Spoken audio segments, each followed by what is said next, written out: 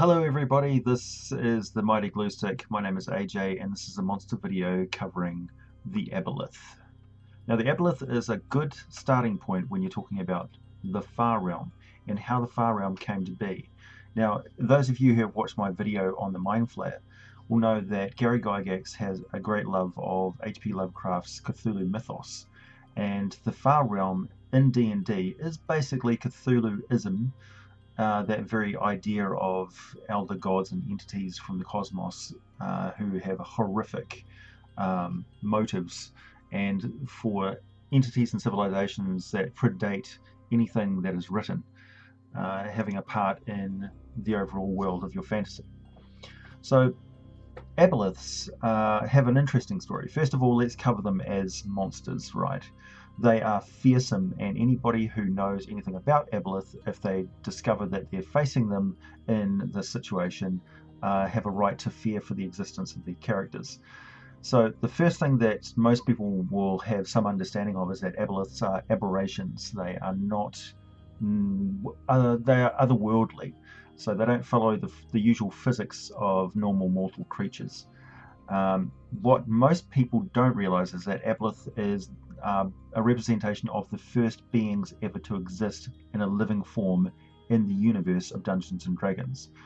And Aboleths are interesting in that they have a shared memory, they have perfect memories, and they pass on their memories to other Aboleths. So basically, if you meet one Aboleth, you kind of meet all Aboleths, and every single Aboleth will know the conversation that you had with any other Aboleth.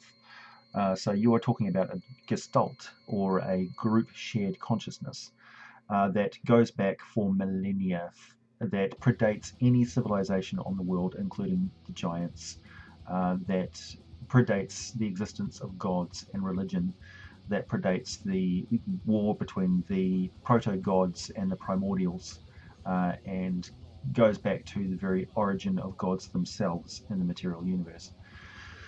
So let's just basically deal with their game stats to begin with. They're a challenge rating 10 creature. They have fearsome enslavement abilities, which will basically mean that any physical contact with these things is incredibly dangerous, and getting within telepathic range of these creatures is also incredibly dangerous. Your use of them in the game should be, basically, they are the arch nemesis bad guys. They are the thing that the cults worship. They are perverters of religions. They go out of their way to take a religion of gods in your D&D world and pervert it to their own sick causes. They really detest the gods, and will go out of their way to mess up their followers, and mortal beings to them are nothing but slave vessels. They are, as far as they're concerned, the supreme beings of the universe. The universe is theirs, they made it, and the gods are horrific interlopers, perversions of their own divine essence that they need to destroy. So they will not rest until the universe is completely once more under their dark control. And so their act upon any mortal interlopers that enter their realm or within their presence is that they are either completely subservient to them, or they soon will be. So they have the ability that, first of all, they're amphibious. They can breathe in air or water. They can travel around on the land, although you will almost always meet them in the water, because that is where they're the most powerful and most comfortable. They have no problem surviving on the very bottom of the ocean, but they can exist in almost any environment using their formidable powers and technologies. They are masters of the material realm. They created it, and they can have no problem with using technologies and spells to reshape matter around themselves. They are surrounded in the water by a mucus membrane that makes the water slimy and viscous, that if you touch it, you need to make a saving throw, or you will be afflicted with this unique disease of the Aboleth, which causes victims' skin to turn translucent and slimy, and they can no longer tolerate being exposed to the air. So within a few minutes, you can apply any sort of curative magic, and it will abate this disease, but over a few minutes' time, nothing short of a heal or other 6th level healing spell will cure this effect. While it's in effect, if you spend any longer than 10 minutes out of the water, you will start being burned as if by acid. So that really encourages you to stay in the water. Not only that, but you're generally under the sway of the Aboleths by this stage, or soon will be, because not being able to get out of the water puts you at their mercy. So they can strike out with tentacle attacks generally, but their mental powers are the most formidable. They have dark vision out to 120 feet, telepathy out to 120 feet, and the nature of their telepathy is that they can drain everything out of you. They not only communicate with you, but once you're in communication with them, they are looking deep into your mind, your pathetically small, simple human mind, and taking all of your hopes and desires and recording them. So that they know exactly what you're about and what you need and what you want, and they can use it to tempt and sway you. They can use an enslavement power 3 times a day to any creature within 30 feet of it that they can see. And the target has it's got a DC 14 saving throw, otherwise you're basically enslaved mentally and completely dominated by the Aboleth. And it's such a powerful effect that you may note, if you look at the monster manual, that most times when you save against any sort of mind control, that's it. The creature can't try it again for another 24 hours. Not so with the Aboleth. The Aboleth can try it again and again and again, up to that 3 times a day that they have it. So you could save against the Aboleth's mind control and still be enslaved by it the next round. So bear that in mind, DMs. So the charmed creature basically has no chance of saving against it unless they take damage or unless the Aboleth goes away. It's a DC 14 wisdom saving throw. Good luck on that one. The Aboleth has legendary actions. So even as a challenge rating 10 creature, they automatically have legendary actions every round, which extend their ability to fight large groups of people even by themselves. So they can use detection, they've got a tail swipe, and they can psychically drain other creatures. So a creature that's currently charmed by the Aboleth, they can drain. They take 10 points of damage, and the Aboleth will heal the same amount of damage. So it will draw the life force off creatures under its sway. And I would suggest to you that you always have the Aboleth have plentiful slave troops around it that it's already under its mental sway, that it can use this ability with every single round. That basically gives them the survivability beyond that of a troll, because it's not limited by them being damaged by fire or acid. They can continue to do it while they live. So Aboleth, they are essentially the usurpers of godhood, and the story of the Aboleth is, wow, it's really, really rich and complex. So as a monster, they're fearsome enough as in and of themselves, but it's what the Aboleth know that even the gods detest and will try and cover up. But the gods cannot destroy them without destabilizing reality itself. The Aboleth come from the primal chaos before the formation of the material realm itself. So you could imagine that within utter chaos, before the primordials or the gods existed, there was a churning limbo and basically the far realm was everything. So it was a kaleidoscope of different realities, and the physical laws of the universe were not set and put into play. And the Aboleths were a living thought process that split itself out and basically cemented and constricted chaos and desired nothing but control. So the control manifests itself as stability, and that allowed the universe to pop into existence. Kinda, right? So this is outside of space and time, because time hasn't existed either. It's utterly chaos, right? So I'm struggling to describe how weird this would be. So you could say that this is both the very, very past, because it's the start of the universe in the D&D world, but it's also present and always occurring. So that if you destroy the Aboleth, you destroy the beginning of the universe, so to speak. So the gods can never actually abolish the Aboleth. The Aboleth is just a thorn in their side constantly that they have to contend with. But also, in some way, the Aboleth are also responsible for the creation of the gods. And this goes deep into sort of the mythos of D&D. And you can really get wild and crazy with it. And I won't go into some of the crazy theories that people have had. But, you can really have a lot of fun with this and have it as the base underline horrible dark secrets from the past, and just go nuts with it.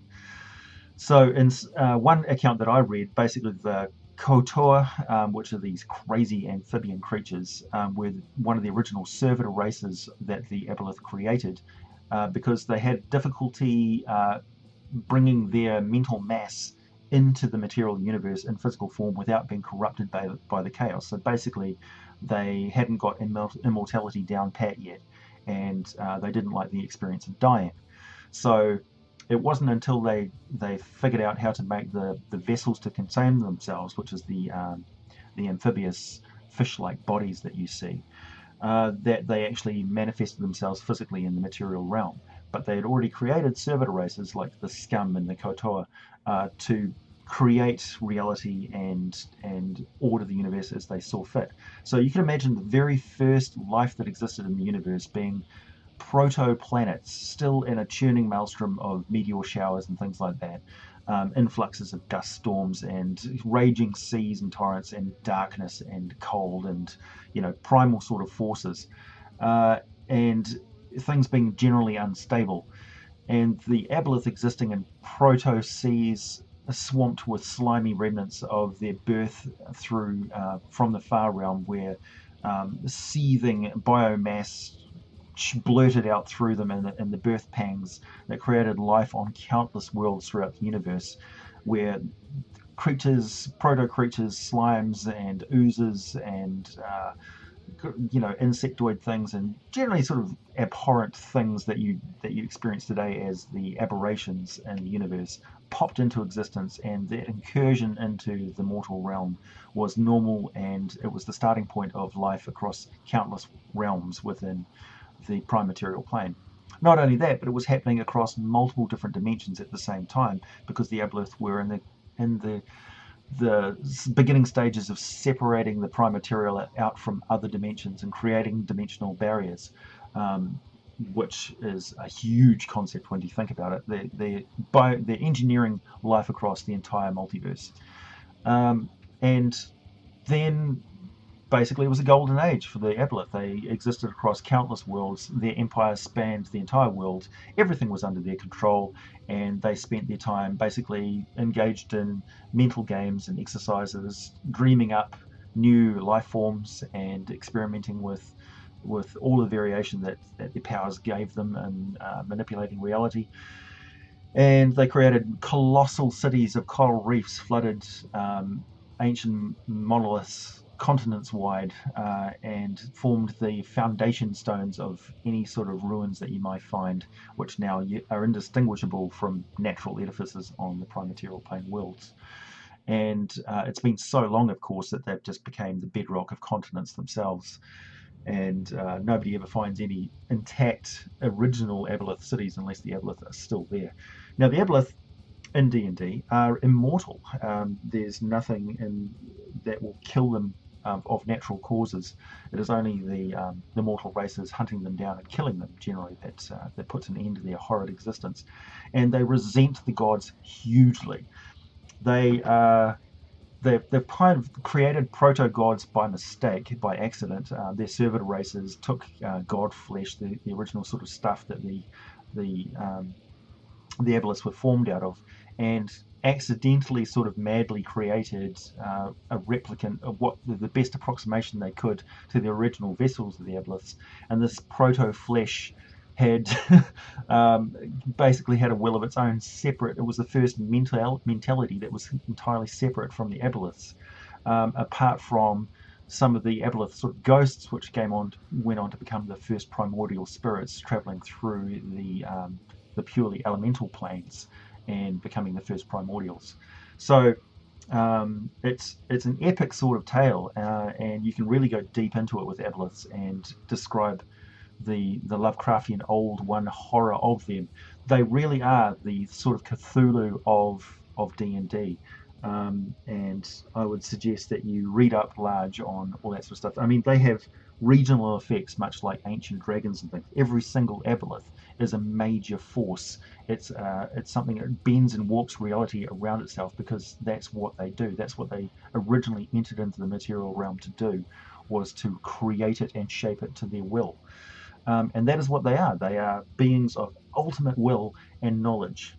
So they know basically everything that every Aboleth has ever experienced. And if you encounter an Aboleth, you are on their radar. Every single one of them knows of you. So yeah, pretty scary stuff. In their lairs, they can use phantasmal force, all sorts of spell magic or psychic power. The psychic stuff has just sort of come into 5th edition, so that's going to be expanded greatly as time goes on. At the moment, it's in a playtest stage, which is looking pretty promising. Again, it's using sort of psychic force points, and you can imagine that the Aboleth are going to be expanded in future future expansions of the game, because the Aboleths are creatures of massive psychic power. So yeah, they can cause the water and things in the lairs to they can manipulate them to do as they wish, and they can basically channel their emotions and things like that throughout the water, and use it as a medium for their psychic power.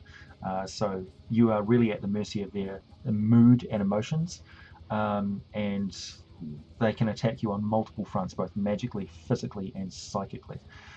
And not only that, but they will have a legion of enslaved creatures at their beck and call. And not only that, on top of that, they'll also have cultists who they've twisted, entire religions which will be fighting for them because they mistakenly believe them to be angels or messiahs or something. I mean, they may be subtly mentally manipulated to see the Aboleth not as it really is, but as some sort of beautiful divine creature. So bear in mind that you may be fighting the forces of good in order to kill a force of ultimate evil and self-servingness. Yeah.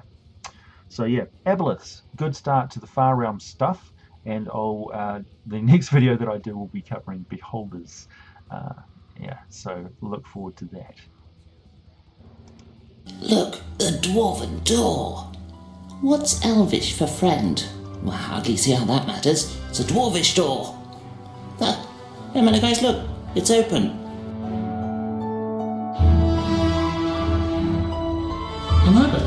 That's not how I imagined the scene. Hang on, explain this to me again. Right, I've got it. Okay, so the Aboleth's tentacles grab me and I'm in the water. Right, okay.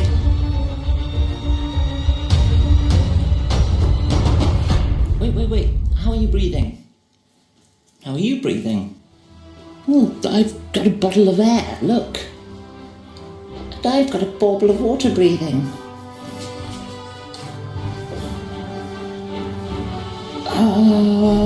Oh, hang on. I'm a fishman. What? A fishman? But you are? Yeah, hang on. Okay, that's gonna take some reimagining you as the king of the humans. Okay.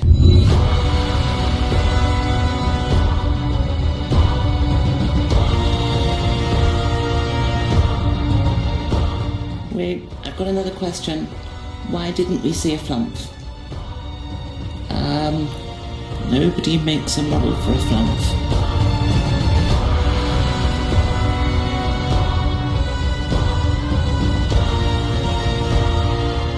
It's no good. We can't kill this thing. We'll have to dramatically run away. How do you run away? What do you mean? We're underwater. You know what?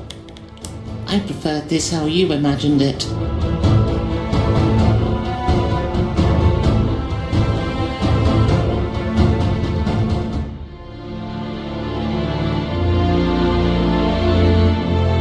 No, my cousin.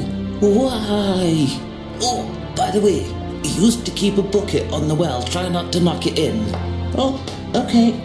I think that just made the whole thing easier.